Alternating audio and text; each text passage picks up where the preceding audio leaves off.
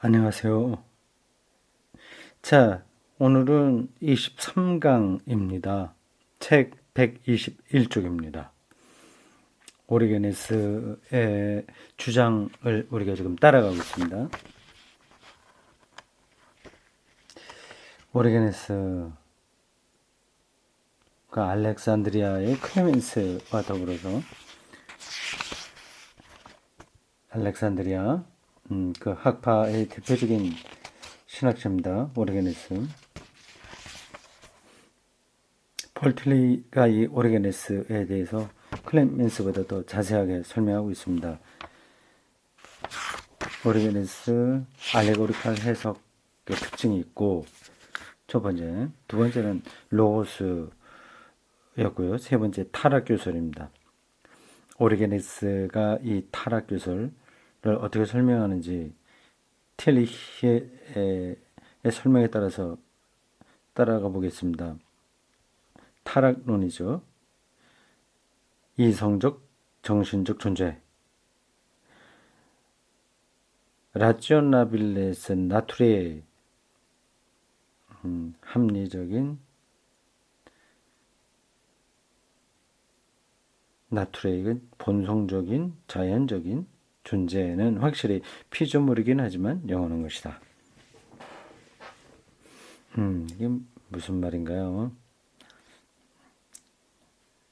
지나갑시다. 이것들은 본래 동등한 것으로 만들어졌다. 그러나 이것들은 자유를 가지고 있어서 각각의 정도에 따라서 신과의 결합으로부터 떨어져 나갈 가능성을 가지고 있다. 인간을 이야기하는 것 같은데 그를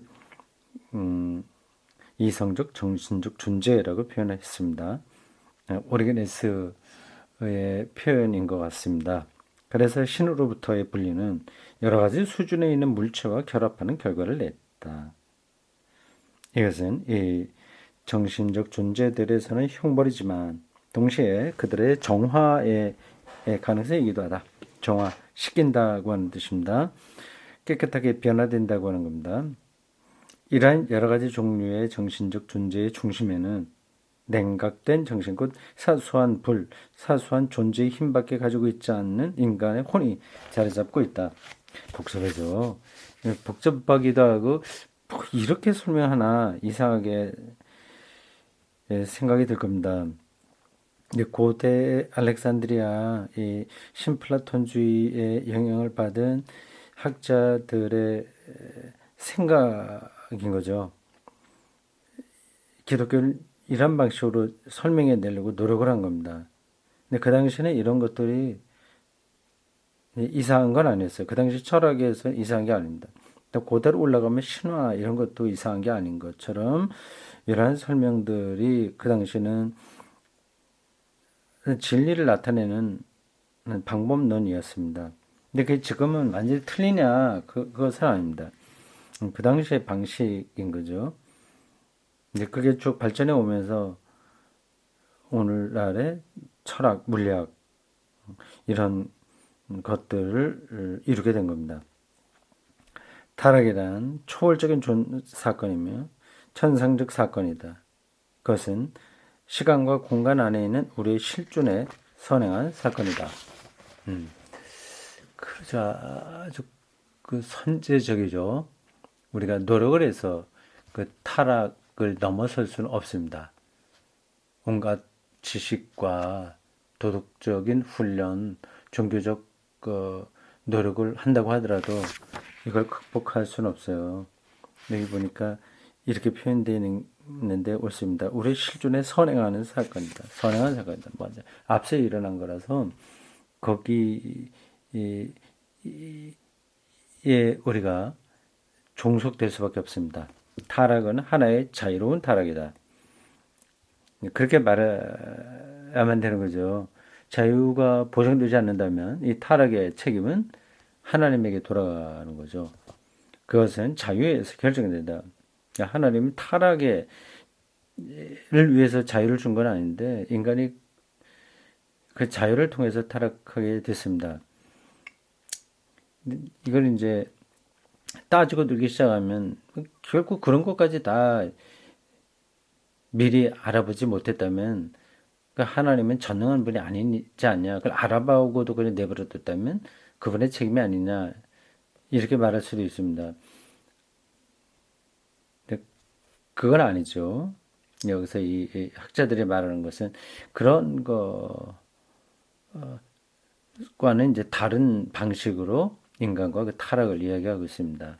자유로운 것인데 그것은 결국 하나님이 주신 자유였음에도 불구하고 인간의 책임이죠.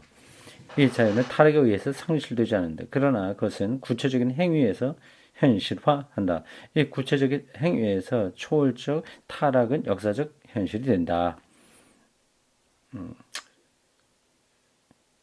초월적인 그런 타락이 이 역사 안에서 역사적 현실이 된다고 하는 거죠. 살인, 폭력 이런 것들을 가리킵니다.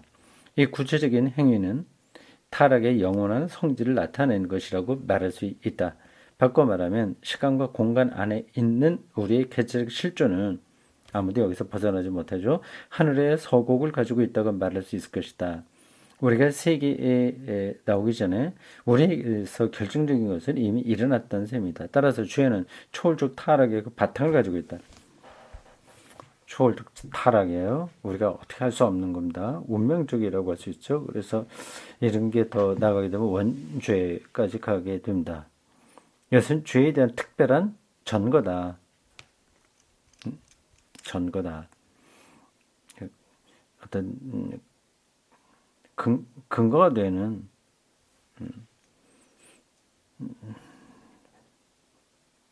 뭐 그런 거라고 하는 거죠. 근거다 이렇게 얘기할 수 있어요.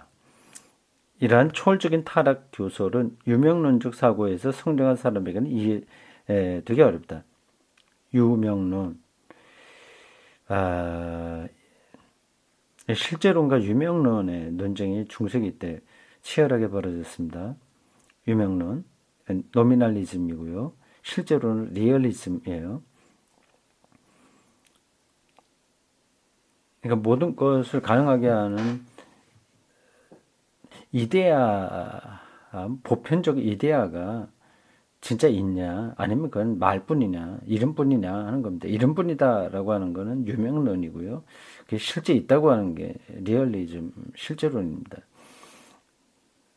근데 그런 보편적 신이죠 말하자면 우리식으로 말하자면 그런 것들을 별로 조금 실제적인 거로 생각하지 않잖아요. 그래서 현대인들은 폴 틸리에 따르면 유명론적이라고 하는 겁니다.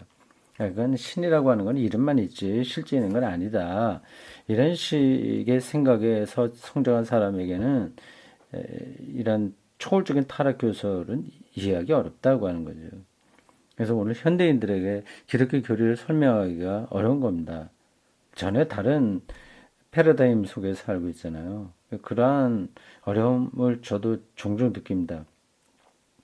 이 교설은 초월적인 힘이 실제성을 가지는 것이지 개체적인 존재가 실제성을 가지지 않는다는 사실을 안 사람에게만이 이해될 수 있다.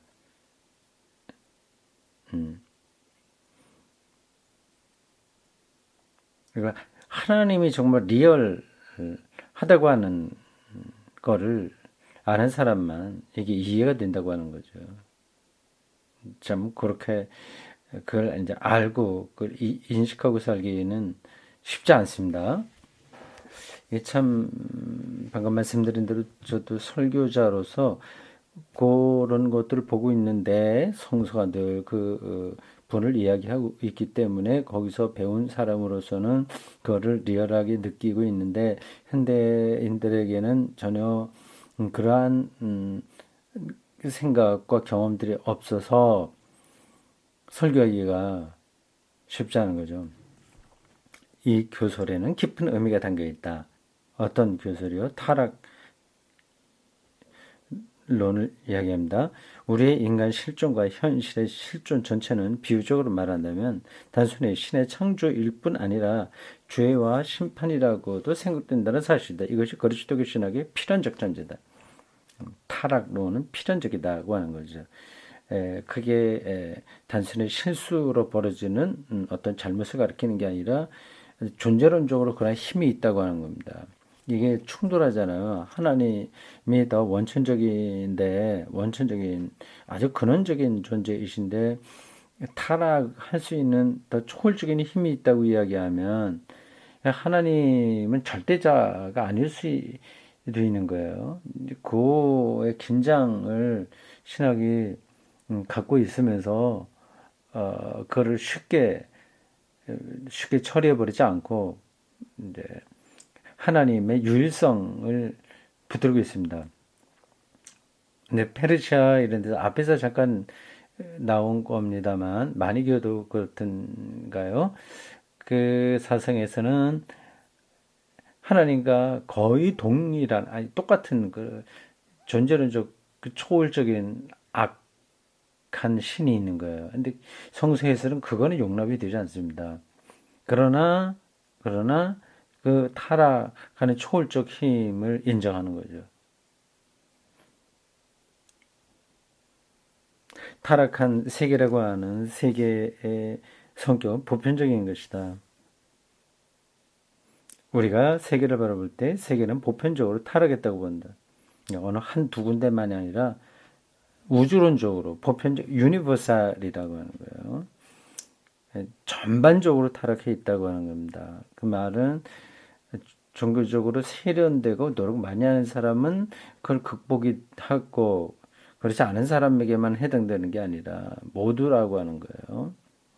인간 이외의 자연까지도 포함해서 세계 타락성은 모든 것에 침투되어 있다. 바울의 로마서에 이 자연의 타락까지에 대한 이야기가 나오죠. 죄는 어디에서 왔는가? 왜 타락은 보편적인 것이 되었을까?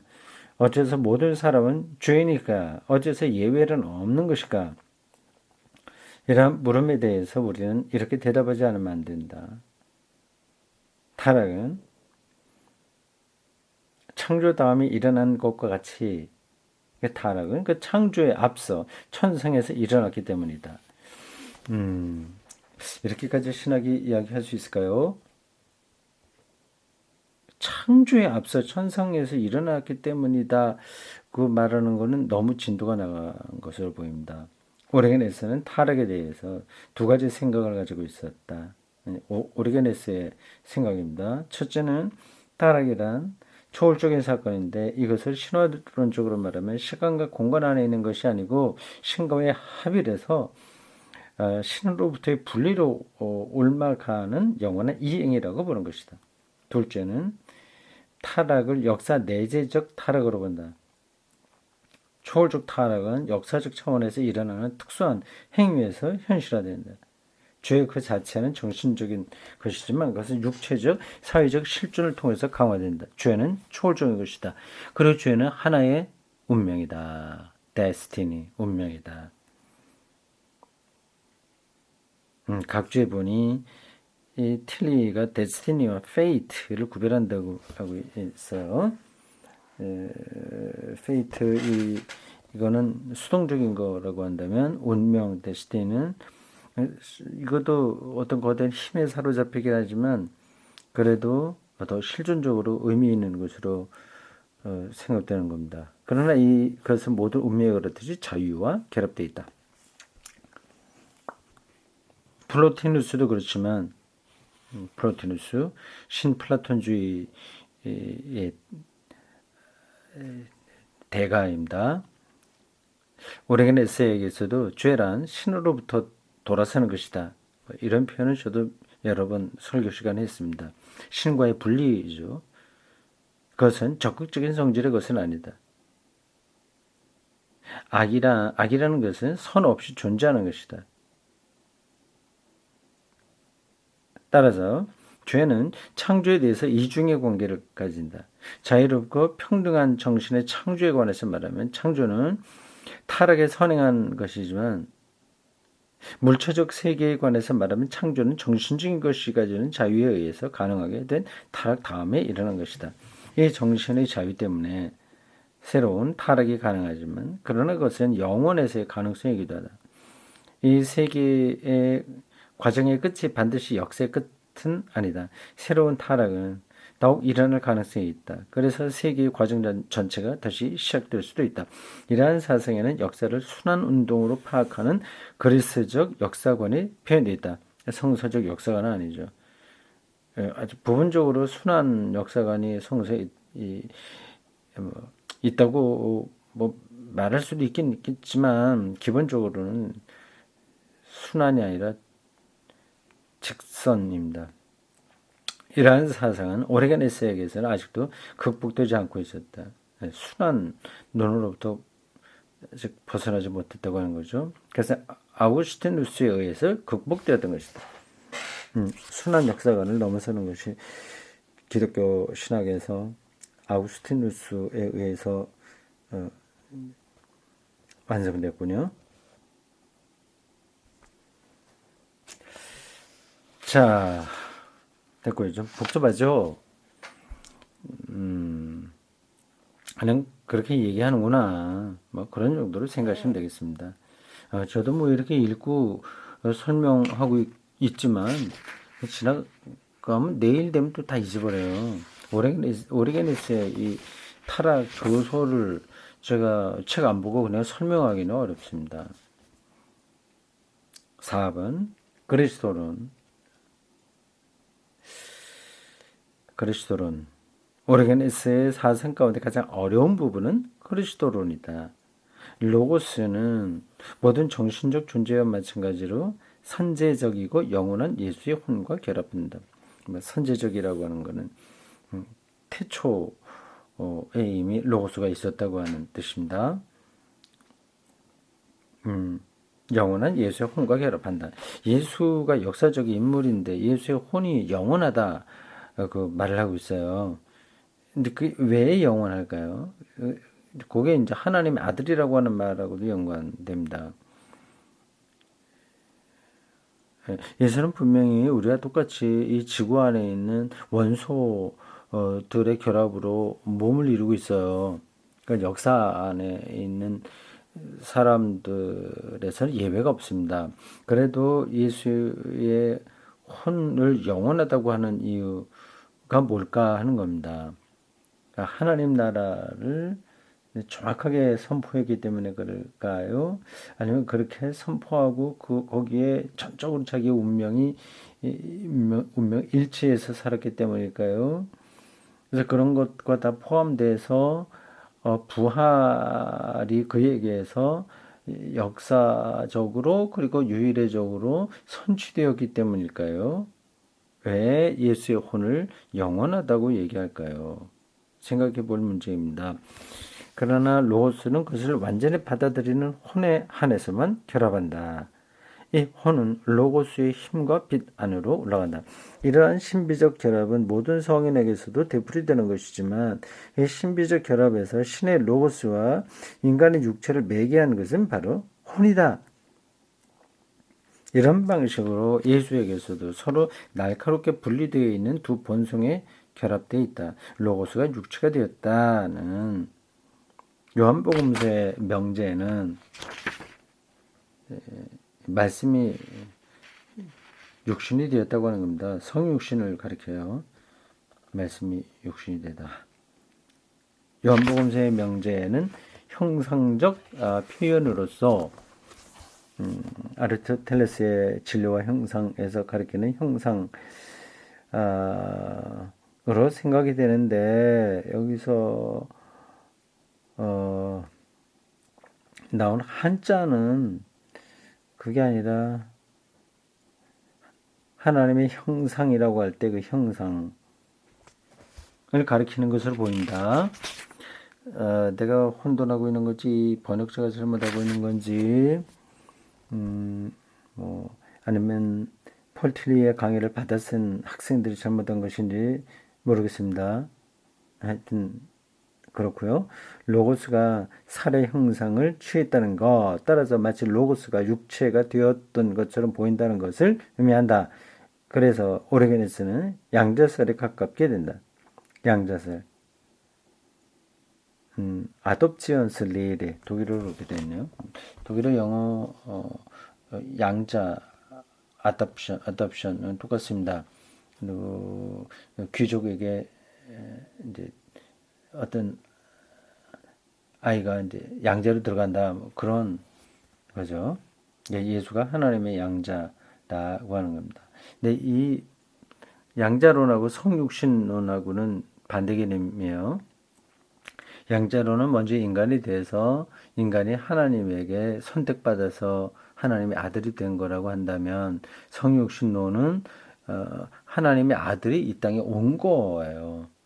먼저 것은 땅에서 시작해서 하늘로 갔다고 한다면 이 두 번째 성육신론은 하늘 위에서 땅으로 내려온 겁니다. 똑같은 예수를 가리키지만 조금씩 다르게 표현한 겁니다.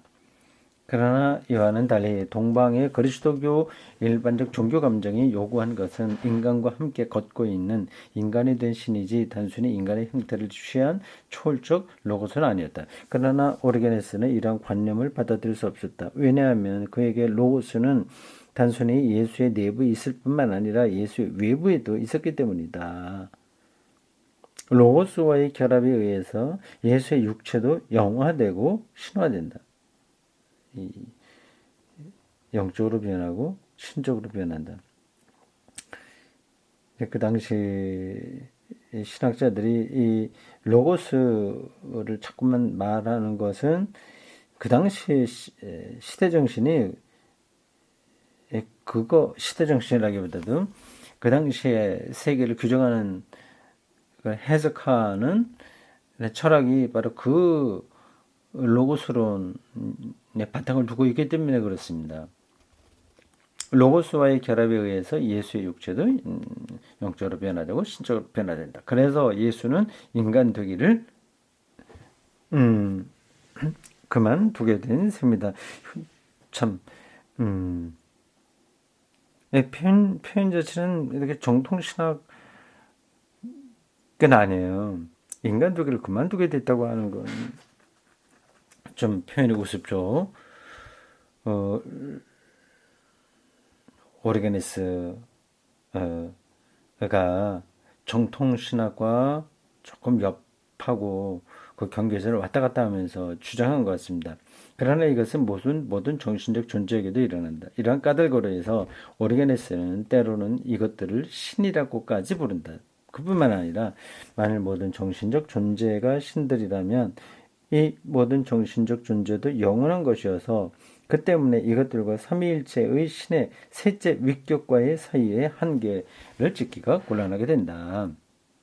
인간의 정신과 성령이 결국 하나냐 구분짓기가 곤란하다고 하는 겁니다. 하나가 되어버리면 모든 인간이 신이 되어버리잖아요. 이 문제는 유출설의 집안에서는 해결되지 않았다. 유출설 어디서 왔다고 하는 거죠. 그거는 넘어가겠습니다. 왜냐하면 유출설에서는 내려옴과 올라감이 끊임없이 흐름을 계속하고 있는 것으로 보기 때문이다. 내려오면 성육신론, 올라가면 양자론이에요. 만일 신보다 낮은 것이 좀 더 신적인 것이 되는 유출에 내려옴과 올라감이 있다고 한다면 어떻게 그리스도교의 유일신 신앙이 유지될 것인가가 문제가 될 것이다.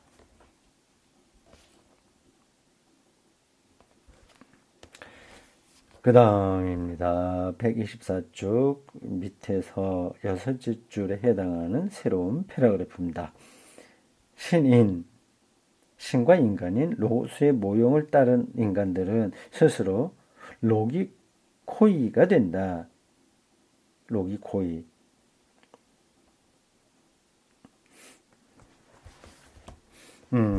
로고스에서 온 말이고 이성적인 존재라고 하는 뜻일까요? 잘 모르겠습니다. 곧 이들은 자신에서 의미와 이성과 창조적 힘에 이끌려서 신으로 변화하게 된다. 그러나 이런 일이 가능하기 위해서 예수는 또 한 가지 일을 하지 않으면 안 됐다. 곧 그는 자신의 몸을 희생물로서 바치지 않으면 안 됐다. 다시 말해서 그는 자신의 혼을 사탄에게 대상으로 주지 않으면 안 됐다. 이렇게 논리가 전개되고 있군요. 그러나 사탄은 예수의 순수한 혼을 그 지배 아래 놓아둘 수가 없었다. 이 혼은 영원한 것이고 초월적이니까 사탄이 건들지 못하는 거죠. 그래야 사탄은 속은 셈이 되었다. 이것은 단순히 오리게네스 신학 사상이 아니라 통속적인 종교 표성이었다. 그렇죠. 통속적이에요. 어떤 정통 무게가 있는 신학의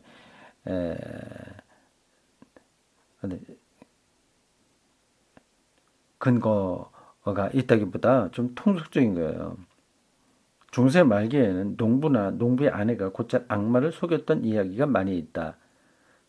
이 이야기들은 오늘날 우리에게는 괴상한 신비적 기적으로 느껴질지 모르지만 그 바닥에서는 깊은 종교적 통찰, 즉 부정적인 것은 궁극적으로 힘을 가지지 못하고 긍정적인 것에 의해서 살아간다는 통찰이 깔려있다.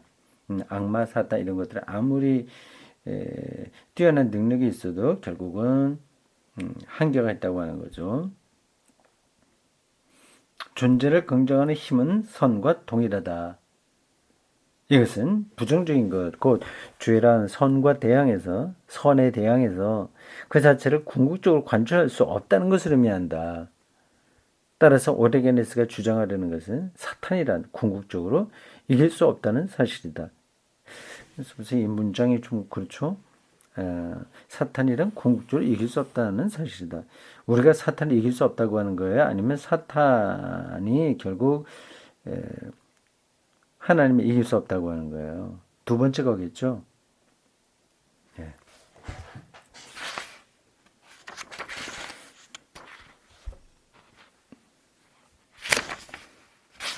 오르게네스는 구약 성서의 아가서를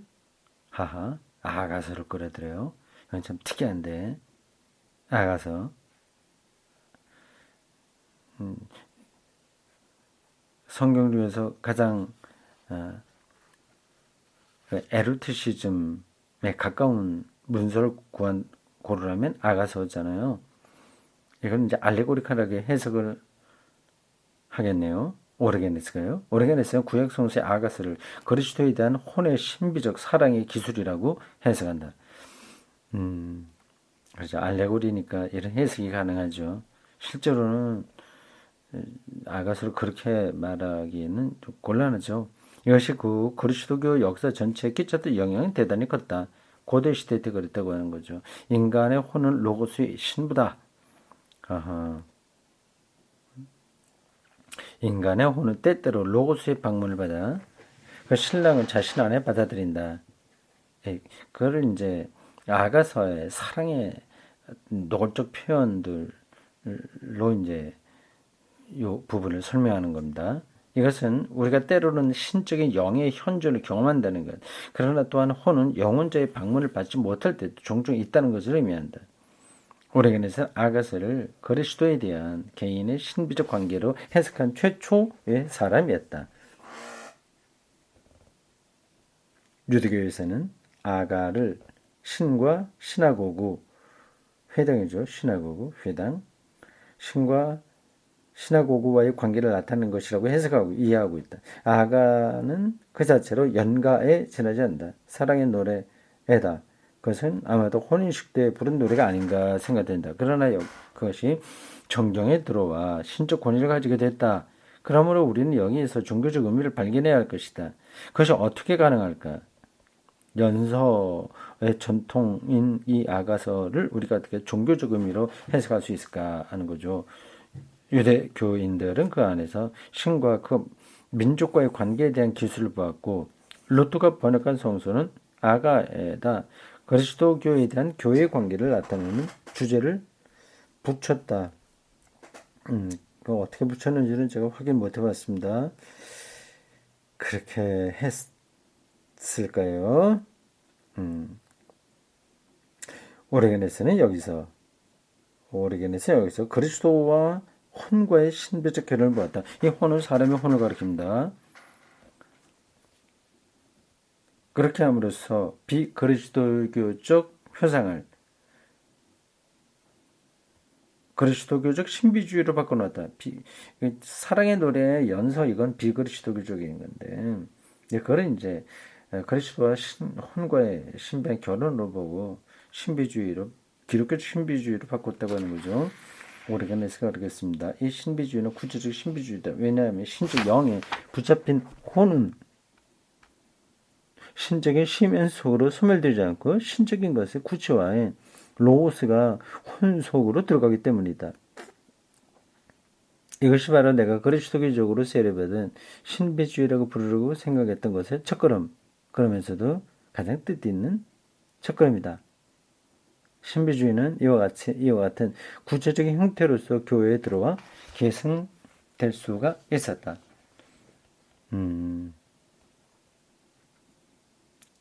오르게네스가 말한 신비적 교류는 나중에 베르나르도 말했지만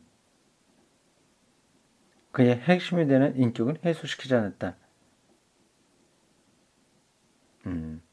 이 말이 어렵죠? 핵심이 되는 인격을 해소하지 않았다. 말까지 들어와요.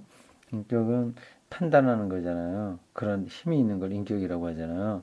그러니까 신비이긴 하지만 인격적인 요소가 남아 있다고 하는 거죠.